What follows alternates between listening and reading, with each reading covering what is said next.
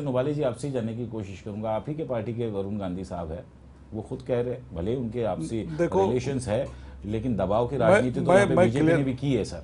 मैं क्लियर करता हूँ। देखो, उन्होंने ऐसे कहा था कि छोटे छोटे स्मॉल स्केल इंडस्ट्री, छोटे घरेलू उद्योग, अब छोटे घरेलू उद्योग उन्होंने वहां पे लगाए हो गए।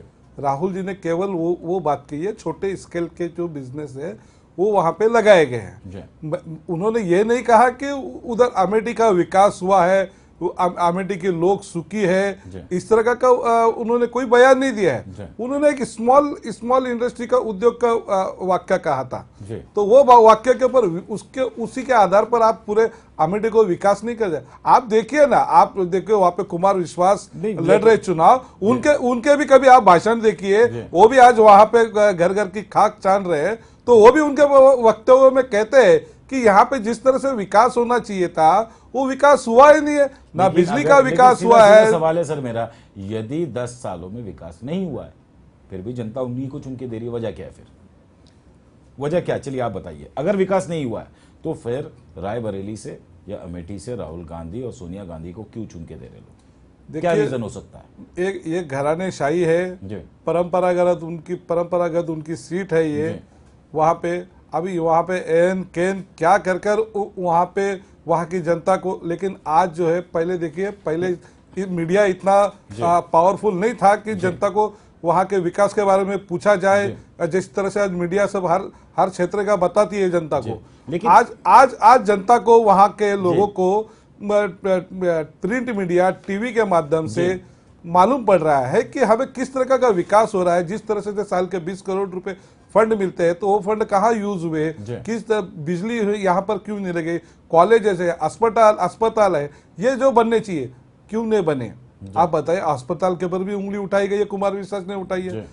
हमारे वहाँ की स्मृति ईरानी जी ने भी वहां पर बोला है कि यहाँ के जिस तरह का जनता के जहाँ पे गांव रूरल एरिया है वहां पे विकास होना चाहिए, तो नहीं हुआ। यहाँ पर जयप्रकाश सिंह जी, आपसे भी जानने की कोशिश करूंगा, ये चुनाव लोकसभा का ये 16वां चुनाव जो है, लोकतंत्र चुनाव है और कहीं ना कहीं एक बहुत बड़े पर्व के रूप में भी इसे देखा जाता है।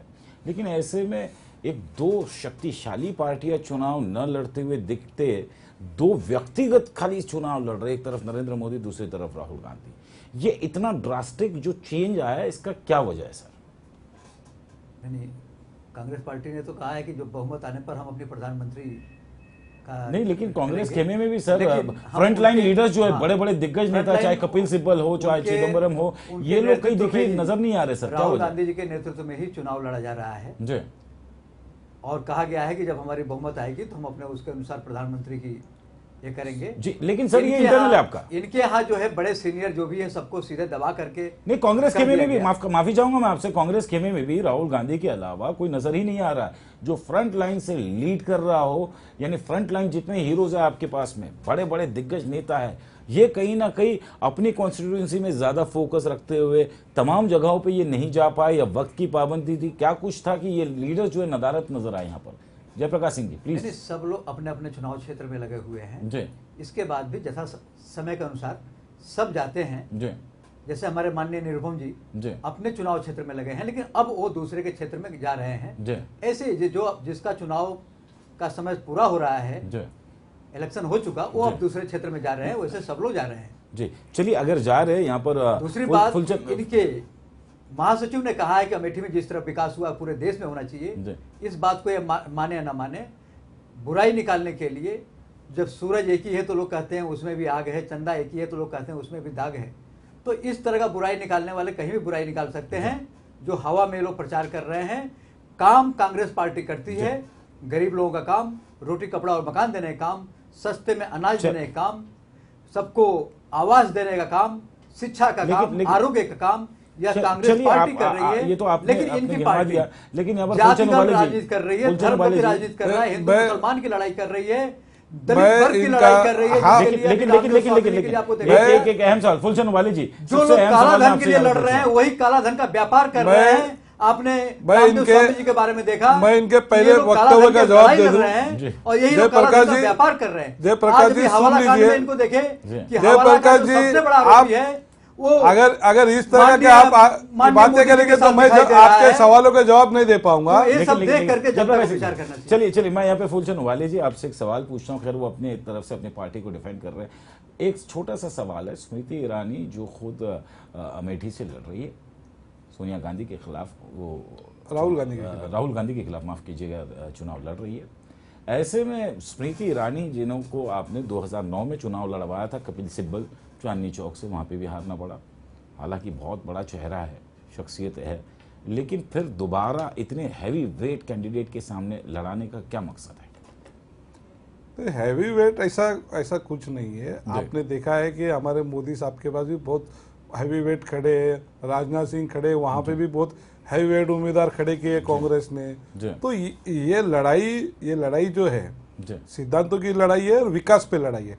आपने देखा होगा कि जिस तरह से आप प्रियंका गांधी, राहुल गांधी, सोनिया गांधी जो भाषण कर रहे हैं, इनका भाषण और इनका वक्तव्य पूरा मोदी जी के इर्द गिर्द ही घूमता है।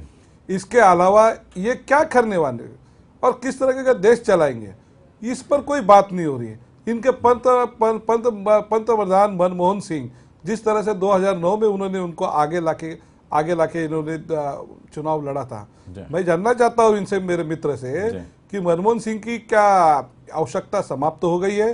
क्या मनमोहन सिंह इतने अच्छे अर्थतज्ञ रहने के बावजूद उनको आज कहीं पे जगह नहीं दी गई है चुनाव में? आपने कहा था पहले पर इसमें कि बहुत सारे आपके लीडर्स है वो सामने नहीं आ रहे, तो जो देश का पंतप्रधान है उनको इन्होंने पर्दे के पीछे रखा हुआ है। चलिए मैं चाहूंगा, आपने ये सवाल पूछा है जयप्रकाश सिंह जी से। जयप्रकाश सिंह जी, मैं चाहूंगा इसका जवाब आप दे, बिल्कुल दे, लेकिन फिलहाल यहाँ पे रुकेंगे एक छोटे से ब्रेक के लिए। ब्रेक के बाद जब लौट के आएंगे तो जो सवाल पूछे गए उसका जवाब देंगे यहाँ पर जयप्रकाश सिंह जी, एक छोटे से ब्रेक के बाद।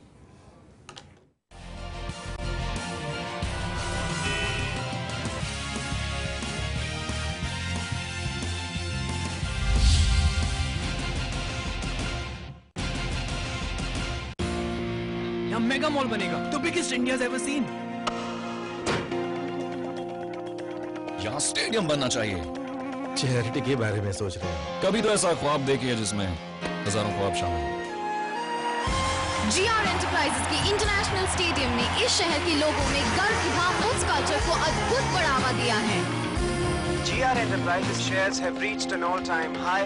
जब दूसरों के ख्वाब पूरे करोगे ना, तो अपना कल बनते देखोगे।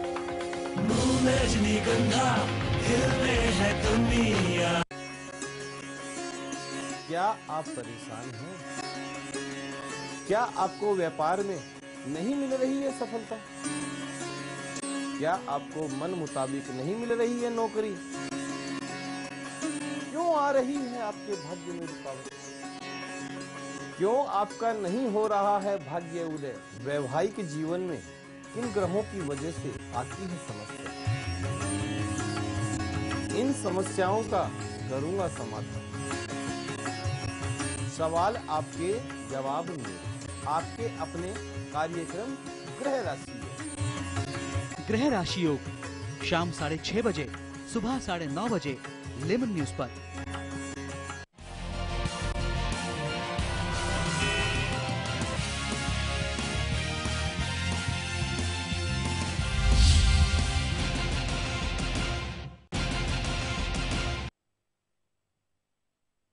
ब्रेक के बाद एक बार फिर अब तमाम दर्शकों का स्वागत है। हमारी चर्चा जारी अपने मेहमानों के साथ में सीधे चलते हैं जयप्रकाश सिंह जी के पास में और जानते हैं क्या कुछ जवाब है। हमने ब्रेक में जाने से पहले फूलचंद वाले जी ने उनसे सवाल पूछा था, क्या कुछ जवाब है जयप्रकाश सिंह जी कि प्रधानमंत्री डॉक्टर मनमोहन सिंह की रिक्वायरमेंट खत्म हो चुकी है या क्या, बताइए।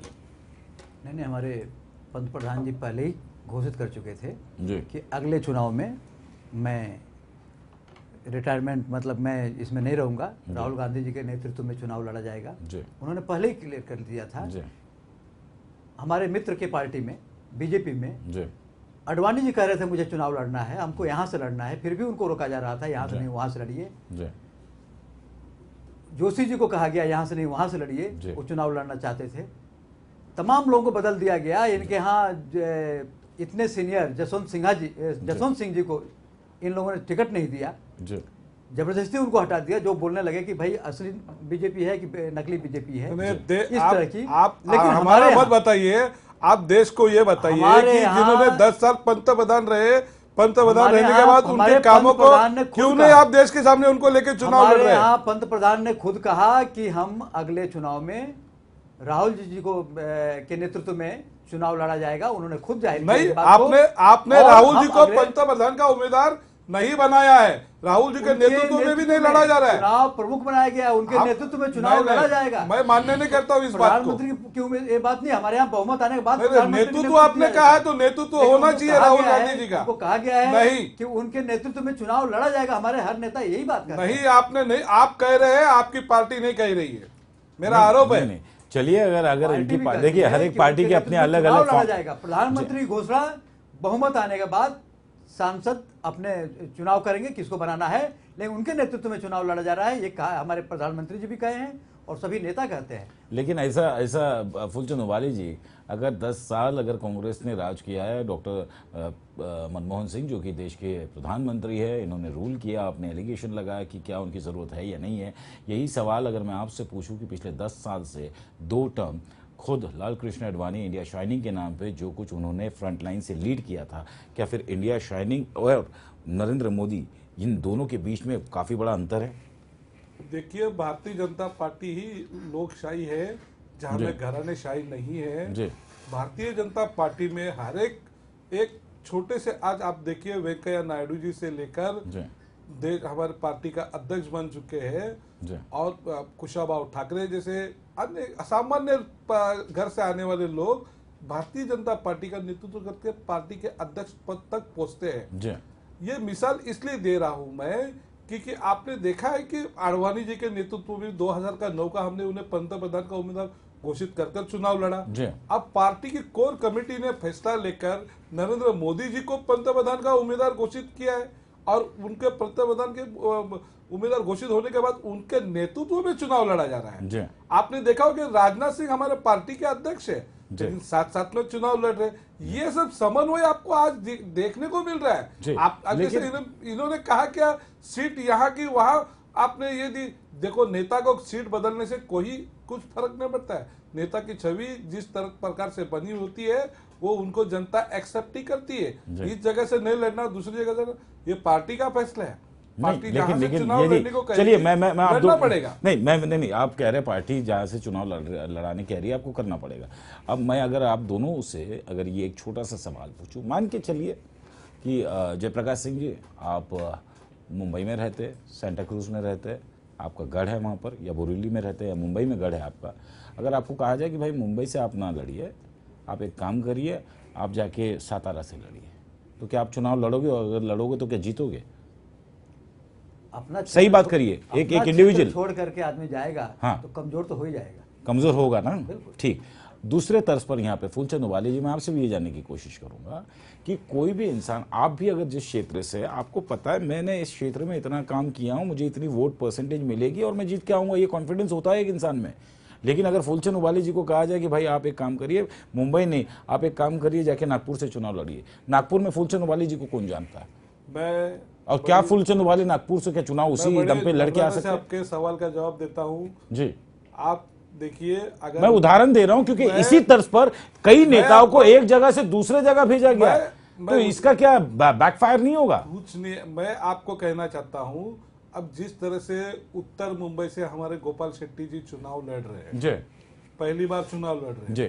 मान लीजिए हमारे राष्ट्रीय पूर्व अध्यक्ष नितिन गडकरी जी अगर वहां पे चुनाव लड़ते जी, क्या चुनाव हमारे पार्टी के कैडर्स लोग चुनाव नहीं जीताते? जी। मान लीजिए हमारे गोपीनाथ मुंडे जी है, जी, गोपीनाथ मुंडे जी अगर उत्तर मध्य से चुनाव लड़ते हैं, तो क्या वहां पे से चुनाव वो जीत नहीं सकते? देखो, मैंने पहले ही कहा कि नहीं, नेता जो देखिए, होता है- नहीं, सर, मैं आपके पास क्यों, नहीं, मैं आपको क्यों जवाब दे रहा हूँ? आपने ये कहा कि अगर वो बड़े दिग्गज नेता अगर इस तरह से चुनाव लड़ते तो सपोर्ट मिलेगा, लेकिन कहीं ना कहीं आपको भी ग्रास रूट पड़ता है, रियलिटी मुझे भी पता है कि एक टीम एफर्ट होता है। मैं कांग्रेस का उदाहरण देता हूँ आपको जी। ये गुरुदास कामत जी है जो उत्तर पश्चिम के आज यहाँ के सांसद है, वो पहले कहाँ थे? चेंबूर से उधर से लड़ते थे, दक्षिण मुंबई से।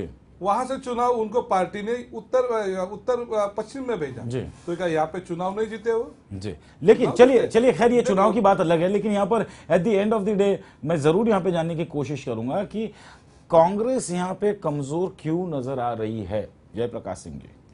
कहां पर?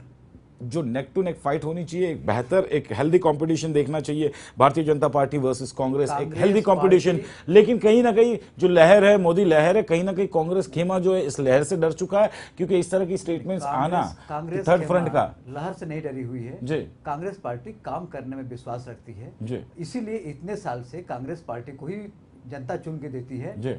ये जो हवा में प्रचार चल रहा है, जिस तरह से अचानक आंधी आई और केजरीवाल जी अचानक दिल्ली में मुख्यमंत्री बन गए और उसी तरह से आंधी खत्म भी हो गई और उनकी आंधी चली गई, उस तरह से हवा महल जो बना हुआ है मोदी जी का एक आंधी की तरह से चला रहे हैं। और जनता के सामने जब समझाया जाता है कि भाई सूरज भी गर्मी देता है, तपन देता है, तो जनता को समझ में आ जाता है कि सूरज केवल उजाले के लिए नहीं है, तपन भी दे रहा है। इस तरह से जब भरमाया जाता है, किसी को जात के आधार पर, किसी को धर्म के आधार पर, अलग अलग तरह से जब बांटा जा रहा है, तो उस पर प्रभावित होकर के जनता के पास थोड़े देर के लिए सोचने का मौका मिलता है कि भाई ये आदमी जो आज तक नहीं कह रहा था, अब कह रहा है अपने सीट पाने के लिए कि हिंदू धर्म है, मुस्लिम धर्म है, ये हरिजन धर्म है, इस तरह से बांट रहा है लोगों को। उस बहकावे में लोग आकर के भले ही भ्रमित हो जाएं, अगर भ्रमित हो भी गए तो बहुत चंद 2-4 महीने के लिए भ्रमित होंगे। ऐसा मुझे लग रहा है जैसे दिल्ली में केजरीवाल जी ने भ्रमित कर दिया था। परमानेंट जनता के पास दूसरा रास्ता नहीं है कि कोई काम करने वाली पार्टी कांग्रेस पार्टी है। चलिए वक्त की पाबंदी मेरे पास में, वक्त की मेरे पास में पाबंदी। फुलचंद वाले जी, आपका क्या क्विक रिएक्शन रहेगा इसके ऊपर सर? ये भ्रमित 2-4 महीने के लिए कोई कर सकता है। आपने देखा 10 साल का इनका कांग्रेस का कुशासन जो रहा है। नहीं, ये कहा जा रहा है कि नरेंद्र मोदी की जो लहर है या हवा महल है, क्या इसके ऊपर चलते चलते जिस तरह से 10 साल का इनका कुशासन रहा है, उसमें महंगाई, भ्रष्टाचार जनता ने देखा है कि किस तरह से देश को लूटा गया और जो देश की जनता को महंगाई के खाई में फेंका गया। आज इन लोग हवा महल कह रहे हैं। मोदी जी के हवा महल नहीं है, ये मोदी जी की आंधी है जो चक्रवात की तरफ पूरे हिंदुस्तान में घूम रही है। और यह चक्रवात की आंधी जो है 16 मई को दिल्ली पहुंचने वाली है और 17 मई को वहां पे भारतीय जनता पार्टी का झंडा जो है फहराने की तैयारी हो रही है। चलिए बहुत बहुत शुक्रिया आप दोनों मेहमानों का। जयप्रकाश सिंह जी आपका बहुत बहुत शुक्रिया और फुलचंद वाले जी आपका भी बहुत बहुत शुक्रिया। आप इस चर्चा में शामिल हुए, अपनी बातों को आपने रखा है।